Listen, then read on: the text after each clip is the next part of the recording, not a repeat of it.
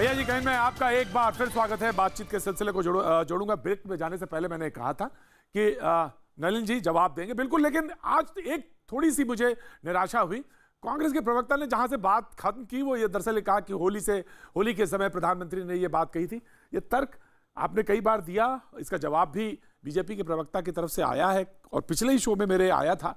लेकिन ठीक है, अब आपने क्योंकि सवाल पूछा है त्यागी जी, तो कोई बात नहीं, नलिन जी जवाब देंगे। ठीक 40-50 सेकंड बाद मैं यासिर आपके पास आता हूं। निश्चित तौर से परेशान ना होइए, निराश मत होइए और नाराजगी मुझसे यासिर भाई ठीक है, मैं आता हूं आपके पास, हाजिर होता हूं, मैं बिल्कुल हाजिर होता हूं। लेकिन नलिन साहब का जवाब आना चाहिए, उसके बाद बात होगी। नलिन साहब, पहले मैं प्रतीक जी आपका धन्यवाद दे रहा हूं और साथ साथ इस प्रोग्राम में जितने हम लोग बैठे हुए हैं उन सब के आपस में भी धन्यवाद कि हम लोग कम से कम एक बड़े सभ्य रूप से बात कर रहे हैं। हर व्यक्ति दूसरी अपनी बात रख रहा है, दूसरे की प्रतीक्षा कर रहा है। मैं मानता हूं यासिर भाई को भी अभी अवसर जल्दी मिलेगा, फिर ऐसे चलते रहेगी बात। राजीव जी, इस बात पर हमारी डिबेट कई बार हो चुके हैं। देखिए, ऐसा है कि पुलिस स्टेट थोड़ी ना है। और मुझे बताइए, क्या ये उचित होगा कि पुलिस जो है हर मस्जिद में जाकर चेक करे, जब इस देश में मस्जिदों ने अपने आप ही स्वयं रूप से नमाज अदा करना बंद किया, मुस्लिम समाज ने अपने आप किया, तबलीगी जमात एक अपवाद की तरह, एक एक्सेप्शन की तरह उन्होंने काम किया है। और इसलिए मैं बिल्कुल सहमत हूं जो बाकी लोग भी कहते हैं कि मत पे, बिल्कुल नहीं, इसमें मुस्लिम समाज को थोड़ी ना जोड़ना। लेकिन कोई अगर एक संस्था, उनसे जुड़े लोग गलत काम करते हैं, किसी भी धर्म के हो भाई, अगर कोई हिंदू संस्था होती है, सिख होती है, कोई और संस्था होती, बौद्ध या जूइश या ईसाई, तो हम लोग उसकी भी तो निंदा करते हैं ना। गलत काम तो गलत काम है। और रही बात कि देश में लोग आ रहे थे टूरिस्ट वीजा पे, कोई बंद नहीं था, लेकिन ये भी तो प्रश्न उठेगा कि टूरिस्ट वीजा पे क्यों आए जब उनको धर्म के काम करने थे। रिलीजियस प्रीचिंग तो अलाउड नहीं है। तो आप उनसे नहीं सवाल पूछ रहे राजीव जी, जो गलत काम कर रहे हैं, सरकार से पूछ रहे हैं कि आप गलत राजीव, यही बात थी राजीव, जो कि पिछली बार भी इन्होंने पूछा था कि सवाल क्या होना चाहिए था, आपने उनसे तो पूछा नहीं। बहुत विनम्रता से देखिए प्रतीक जी, मुझे एक बार मरना है सिर्फ जीवन में, मैं रोज रोज नहीं मरता हूं, इसलिए साफ गोई से अपनी बात कहता हूं।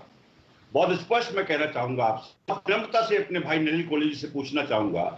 नलिन जी, पहला देश में 30 जनवरी 2020 को हमें पता चल गया कि हमारे देश में कोरोना ने दस्तक दे दी है। उससे पहले चाइना में कोरोना दस्तक दे चुका था, फैलना शुरू हो गया था, हमारे देश में आ चुका था। तरह तरह के एक्सपर्ट्स हमारे यहाँ लेटर्स लिख रहे थे, अपने वक्तव्य दे रहे थे, सब चीज हो रही थी। स्वास्थ्य मंत्री ने कहा कि कोरोना से हमें बिल्कुल डरने की आवश्यकता नहीं है, स्वास्थ्य मंत्री का वक्तव्य है। प्रधानमंत्री महोदय ने अपने एक संबोधन में, राष्ट्र के नाम संबोधन, राजीव, ये तो हो चुका है राजीव, आप ही ने पिछली बहस में ये बात कही थी राजीव, ये हो चुका है। अब ये प्रतीक जी फिर पता है क्या है कि आप मुझे टोक रहे, उन्हें टोक नहीं रहे। मुझे कंप्लीट कर लीजिए। प्रधानमंत्री महोदय ने अपने एक वक्तव्य में राष्ट्र के नाम संदेश में कहा था कि हमने एयरपोर्ट्स पे जांच करनी शुरू कर दी थी जनवरी महीने से ही।